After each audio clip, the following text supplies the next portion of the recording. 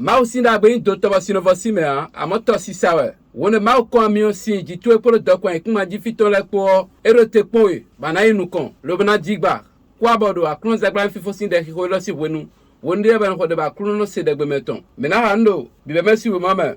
Hébreux Genèse 27 verset 28 et Wilando. Mau ni se amiosundo we sinjipwe. Ni nawe aikun gbanda gbele. Ni nawe jinukun po. Viu yo po koin po. Ami. Yona mau tole la yona de lo bono valo wenu krende me ha. Wenu ewa gontu ena no gontu e kaka sewe. To si sawe. Sino vasime ha. Amono kui me na si wuli bona le gon to mau ton yona mau ton sa gontu e no si wuli bona na no tiro gontu e do mau no gu yona ton wa na wada be kaka so iwe ado gbe si so me bona zan yona mau ton do akrun za gba fifo la me o e wende bo anadi sa e wende bo anada e hu amodo gbe si so me do mba ma vanvo jaze nu jonda lo to me e jaze livira lo to me banazana ze livara lo to banazan do gbe si so me be jalo to ma na si zan do ma no ze yona to le ze dai hu na akuno na me jami to e no ma so dai hu de bu zero yen me no ma se tonu bana penu kun nu da gbe owu mama zo si ai che pose ike o do nu jonde ba ja nami da kuno ze gba me fifo lo ado toche nami nu yue no ma si wuli bonu